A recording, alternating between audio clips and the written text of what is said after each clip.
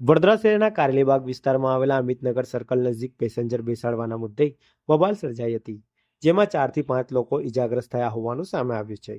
મળતી માહિતી મુજબ આ રૂટ પર અમદાવાદ વડોદરા વચ્ચે મુસાફરોને ગેરકાયદેસર રીતે બેસાડવાની પ્રવૃત્તિ લાંબા સમયથી ચાલી રહી છે.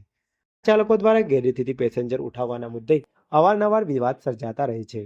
ગઈકાલે પણ આ જ મુદ્દે બે પક્ષો વચ્ચે ઉગ્ર બોલાચાલી બાદ મામલો મારામારી સુધી પહોંચી ગયો હતો, જેમાં 4 થી 5 લોકો ઇજાગ્રસ્ત થયા હતા. ઘટનાને પગલે વિસ્તારમાં અફરાતફરીનો માહોલ સર્જાયો હતો. ઇજાગ્રસ્તોને તાત્કાલિક સારવાર અર્થે સયાજી હોસ્પિટલ ખાતે ખસેડવામાં આવ્યા હતા, જ્યાં તેમની સારવાર ચાલુ છે.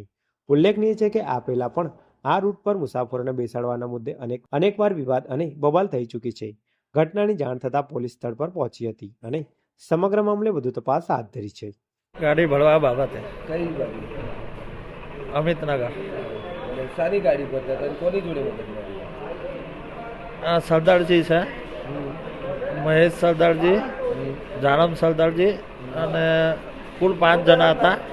બીજાનું નામ મને નથી ખ્યાલ. પછી શું થયું? એ ત્રણેય બાપ દીકરો ગાડી જ ચલાવે છે. તો શાનાથી હુમલો કર્યો તમારો? લોખંડની પાઇપ ને કટાળ આવે ને એ લઈને દોડ્યો. પછી કેટલા લોકો હતા? ટોટલ 5 જણા હતા. કેટલા વાગ્યાનો બનાવ? 10 વાગ્યા નહીં આજુ. શું નામ? બધા જોડે એવું કરે છે?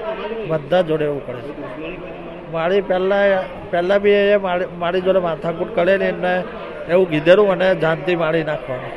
તમે કમ્પ્લેન કરી પોલીસમાં? પહેલાં મેં અરજી આપી હતી. એનો નિકાલ આવ્યો?